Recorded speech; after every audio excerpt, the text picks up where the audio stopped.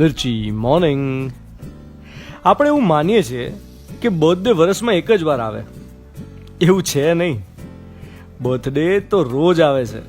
પ્રતિ ક્ષણ નવો જન્મ થાય છે. આપણે છીએ શું? Our body is made up of cells, energy. કરોડોની સંખ્યામાં કોષો બને છે અને વિઘટન થાય છે.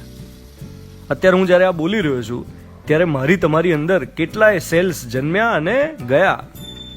એટલે એ રીતે તો આપણે ક્ષણે ક્ષણે જન્મીએ અને મરીએ છીએ. માણસ રોજ સવારે જાગે ને ત્યારે એને જીવતા હોવાનો અહેસાસ થાય. આંખ ઉઘડે ને માણસ દુનિયાની સાથે જોડાય. આંખ મીચાય એટલે જાત સાથે જોડાય. આ સાદો નિયમ છે. આંખ ઉઘડે તો દુનિયા સાથે કનેક્શન, આંખ મીચાય એટલે જાત સાથે કનેક્શન. પણ કાયમ માટે આંખ મીચાઈ જાય ત્યારે માણસ કોની સાથે જોડાતો હોય છે? જેટલી પણ વાર કોઈની અંતિમ યાત્રા જોઉં છું ને ત્યારે મને એમ થાય કે એક સાથે કેટલું જતું રહે છે માણસની સાથે.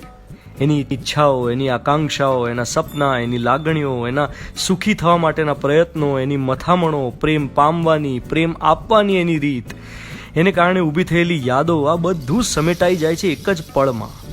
મૃત્યુની એક ક્ષણ ધુમાડો બનીને ઉડાડી દે છે આપોઆપ આખા માણસના અસ્તિત્વને.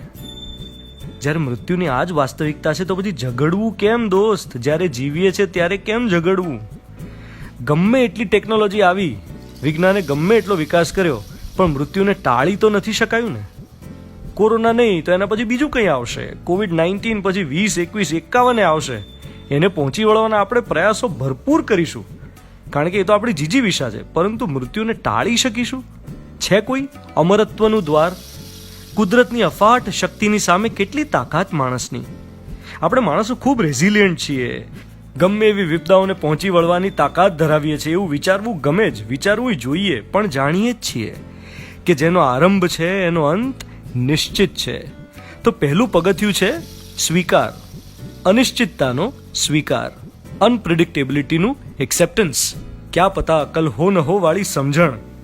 એકવાર પરિસ્થિતિને જેવી છે તેવી એક્સેપ્ટ કરી લઈએ એટલે એને જીવી જવાના, જીરવવાના નવા રસ્તા સૂઝે જ.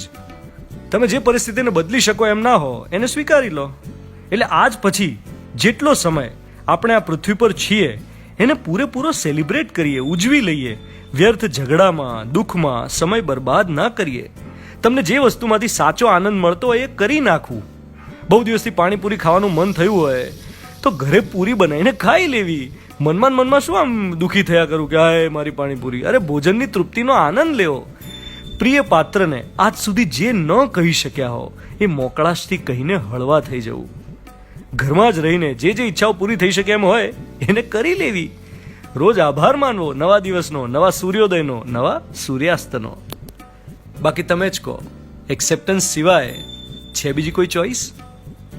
મિર્ચી પર હું છું ધ્વનિત તમારી સાથે. A very happy birthday to you. Good morning, my dear.